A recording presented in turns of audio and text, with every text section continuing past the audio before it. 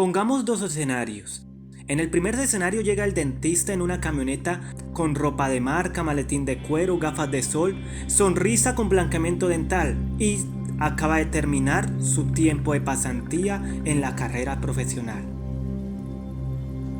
En el segundo escenario llega el mismo dentista, pero esta vez en cicla, con un morral que compró en el centro de la ciudad de un mercado popular, sudando por el calor que hace, con ropa sencilla, una camisa y un jean, y tenis, y sin diseño de sonrisa ni gafa, pero también terminó su carrera profesional. Ahora te pregunto, ¿cuál de los dos dejas entrar? Déjame tu comentario y quédate hasta el final para saber mi respuesta. Hola inefable y seas bienvenido a este tu canal. ¿Eres aún creyente de que tu cerebro y tu corazón no influyen en tus finanzas?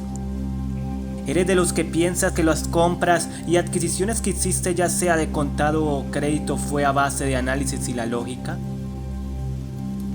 Tengo que decirte que todos, y me refiero desde niños, jóvenes y adultos en algún momento de nuestras vidas, hemos sido engañados emocionalmente por aspectos psicológicos que intervienen en nuestras decisiones. Estos aspectos son denominados los 7 pecados de las finanzas. El primer pecado es la pereza. En el mundo de la autoayuda le llaman procrastinar. Claro que su definición es la misma sin importar el ámbito desde donde se mire. En finanzas se ve reflejado cuando dejas de utilizar las herramientas analíticas para llevar un control entre gastos e ingresos, ya sea diario, semanal, mensual, trimestral o anual. En otras palabras, tienes que crear un presupuesto, donde colocas los límites para tener un verdadero plan financiero a futuro. Pero si no quieres hacerlo tú mismo, no hay problema. Hay aplicaciones que te ayudan con la tarea o profesionales expertos en el tema que te pueden brindar asesoramiento. El segundo pecado es la lujuria.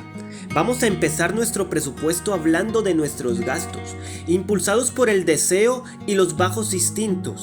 ¿Qué porcentaje de esos gastos son en tomar, en fumar, en apostar, en rumbear? Y que al final de disfrutar el momento se convierte en la quiebra de tu bolsillo. Adiós a tu flujo de caja constante.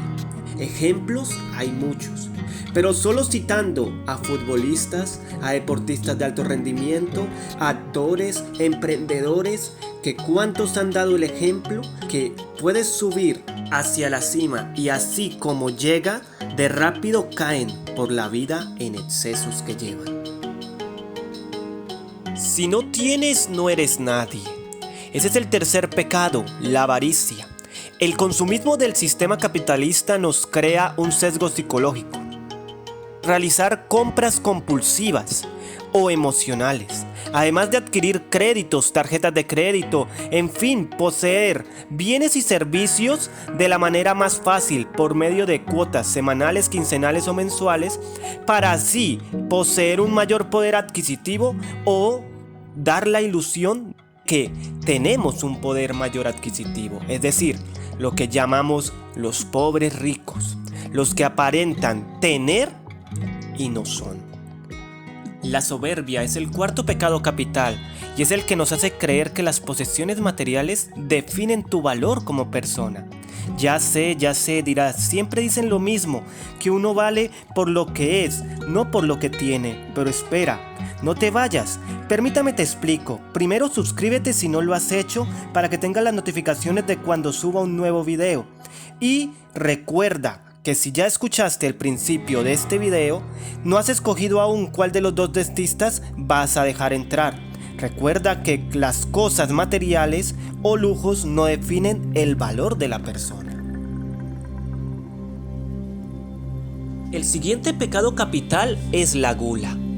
En estos tiempos de dificultad, en donde vemos que hay recesión económica en las potencias mundiales, en donde vemos que el tema de la inflación está afectando el bolsillo de cada familia, de cada persona en cualquier continente, tenemos que decir que el tema de la gula es algo muy delicado, porque son gastos innecesarios, emocionales, que dan una retribución muy pequeña para los costos adquiridos que afectan directamente en nuestro presupuesto a futuro. ¿No te ha ocurrido que te llaman a tu celular o teléfono diciéndote: ¿quieres tener el auto o moto de tus sueños? ¿Quieres ir a la universidad? ¿Quieres tener la casa soñada? Y utilizando la palabra mágica, en poco tiempo. Nos invitan a endeudarnos con promesas crediticias que lo único que hacen es inflar nuestras deudas, utilizando nuestras emociones como punto de enfoque, con un portafolio de servicios que al final, cuando nos damos cuenta, nos encontramos preguntándonos a nosotros mismos: ¿cómo voy a pagar? ¿Por qué te endeudaste? ¿Por invertir o por gastar? Si eres feliz con lo que conseguiste y empiezas a pelear con tu estado de cuenta, con las personas que te rodean, con tu familia, con tus amigos, y te invade la ira, buscando culpables de aquel error garrafal, al querer tener más de lo que verdaderamente necesitas en poco tiempo.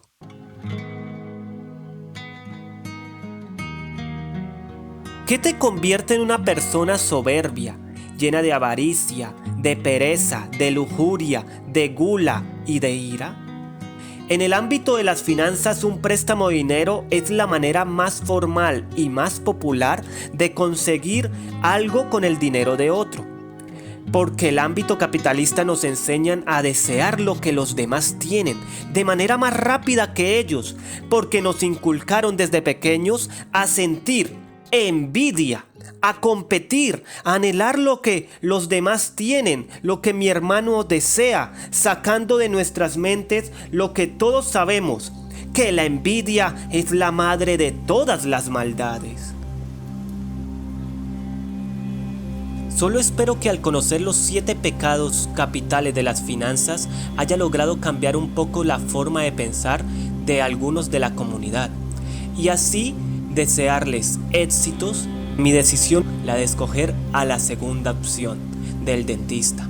porque todos tenemos las oportunidades, solo que muchos creemos que un espejo refleja la realidad. Me despido por el día de hoy recordándoles que todos ustedes son algo tan increíble que no pueden ser expresados solo en palabras, porque hacen parte de la comunidad inefable.